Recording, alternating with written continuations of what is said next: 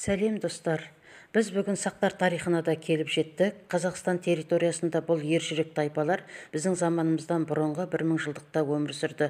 Қазақстан территориясының орталық Қазақстанда аргипелер, исседондар, аримаспылар, Арал, Каспий аймағында дайлар, каспийлер, массагеттер, Іле, Жетісу аймағында тиграхауда сақтары өмір сүрді. Достар, сақтар туралы білгілеріңіз келсе, менің каналыма жазылып, лайк баса отырыңыздар. Сақтар туралы мәлімет беретін жазба мәтіндері сақталған елдер. Сақтар туралы құнды мәліметтер грек, парсы авторларының шығармаларынан жетті. Қазақстан жеріндегі сақ тайпалары туралы жазған парсылар, парсы патшалары Дарий мен Ксеркстің жазбаларынан да білуге болады. Сақтар туралы дерек қалдырған грек авторы Геродот біздің заманымыздан бұрынғы 484-425 жылдары өмір сүрген. Бұл көптеген елдерді аралаған өзінің тарих атты кітабында сақтар туралы көптеген құнды мәліметтер қалдырды. Парсы жазбаларындағы сақ сөзінің мағынасы бұлар құдіретті еркектер. Жалпы сақ тайпаларын әр елде әртүрлі атаған. Иран жазбаларындағы сақ сөзінің мағынасы бұлар жүйрік атты турлар деп аталынды. Ал ежелгі грек авторларының сақтарды атауы бұлар азиялық скифтер деп аталса, ежелгі грек авторы Геродоттың сақтарды атауы массагеттер деп атады. Сақ әйелдері туралы: олар ержүрек келеді, соғыс қаупі төнгенде ерлеріне көмектеседі деп баяндаған грек авторы Ктесий. Парсы жазбаларында Жетісу, Сырдарияның орта ағысында тұрған сақтар сақ тиграхауда деп аталынды. Бұлар шошақ бөрікті сақтар деп те аталынды. Парсы жазбаларындағы теңіздің арғы жағындағы сақтар сақ Парадария деп аталынды. Бұлар Қара теңіздің солтүстігі, Арал теңізі, Амудария мен Сырдарияның төменгі ағысында мекендеді.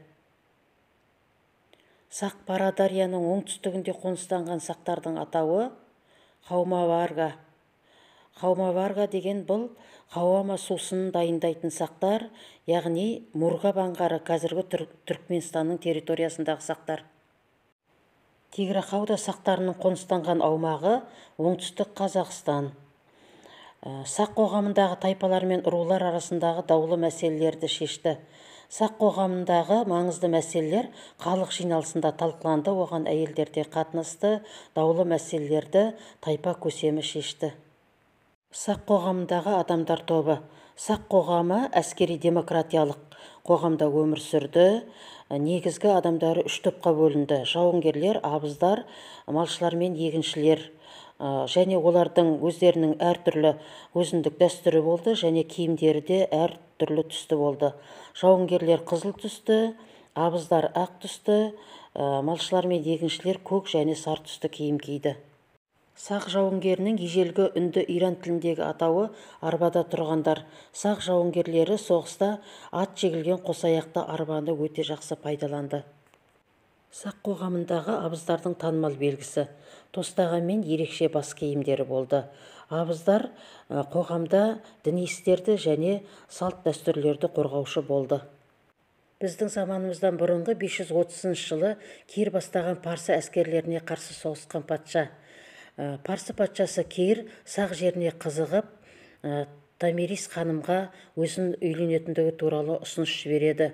Томирис Кирге өзі емес, жері керек екендігін сезіп, бұл келісімнен бас тартады. Сөйтіп, парсылар мен сақтардың арасындағы соғыс болады. Осы соғыста сақ патшайымы Тұмар жеңіске жетеді. Тұмар патша туралы әйел болса да жаудың шапқыншылығынан қорыққан жоқ деп жазған Рим тарихшысы Помпей Трок. Шындығында да Томирис Кир патшасына қарсы соғысып, елін жаудан қорғап қалды. Біздің заманымыздан бұрынғы 4-ші ғасырда сақ жеріне қауіп төндірген. Жалпы сақтарға қарсы парсы елі көбірек соғыс жүргізді. Әсіресе Кир, Дарий басқарған соғысты тарихтан білеміз. Біздің заманымыздан бұрынғы 330 және 327 жылдарда Македония патшасы, әлемдегі теңдессіз қолбасшы Александр Македонский де сақ еліне соғыс жүргізді. Грек Македон басқыншыларына қарсы күресті басқарған сақ жауынгері Спитамен македондықтарға қарсы партизандық күресті 3 жыл бойы жүргізді. Македондықтардың Сырдариядан өтіп сақтарға қалай шабуыл жасағаны туралы жазған ежелгі грек тарихшысы Ариан, Томирис пен Кир шайқасы туралы жазған Рим тарихшысы Помпей Трок. Қызылордадан 300 шақырым жерде орналасқан Сақ қаласының орны.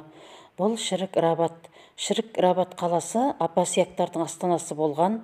Бұл қоныстан ғибадатхана, атақты адамдарды жерлейтін орындар табылған.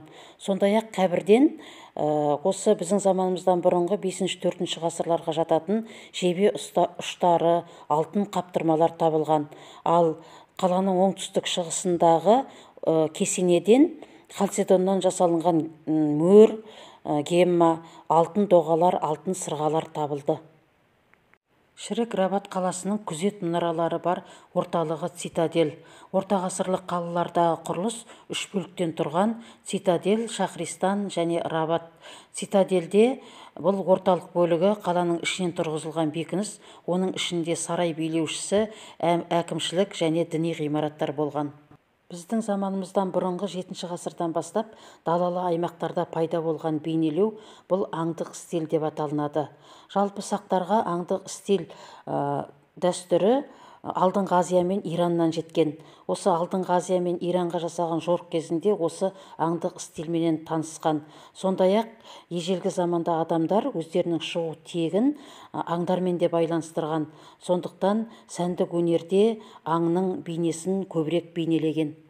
Іле өзенінің оң жағалауындағы Сақ қорымы Бесшатыр қорымы.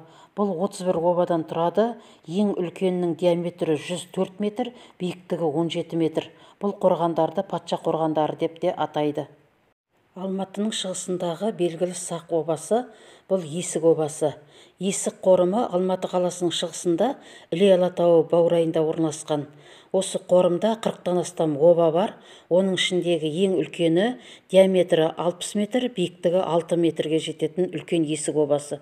Осы үлкен Есік обасынан 1969-1970 жылдары жүргізілген экспедицияның нәтижесінде 17-18 жасар шамасындағы Сақ ханзадасының қаңқасы табылды.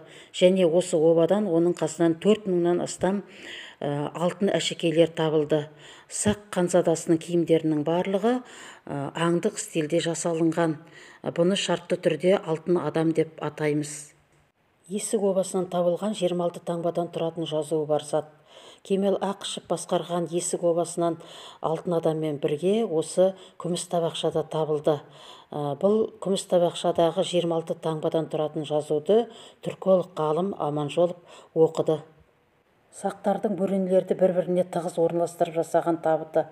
Мысалы, алтын адамның қабірін шырша бөренелерінен жасаған. Осындай сақтардың бөренелерді бір-біріне тығыз орналастырып жасаған табыты саркофаг деп аталынады. Сақтар обасындағы сағанаға жер астымен келетін арнайы жол. Сақтар патша қорымдарын қорғау үшін жұрттың көзінен таса, жасырын жол салған. Бұл дромыс деп аталынды. Достар, мен сіздерге сақтар туралы пайдалы ақпарат бердім. Бұл білімді тегін алыңыздар, оқыңыздар. Егер менің видеом ұнаса, комментарий жазып, лайк басып, каналға тіркеліп кетіңіздер. Қазақша контентті қолдап қояйық. Сондай-ақ соңынан шығып тұрған видеоны да оқуды ұмытпаңыздар. Сау болыңыздар.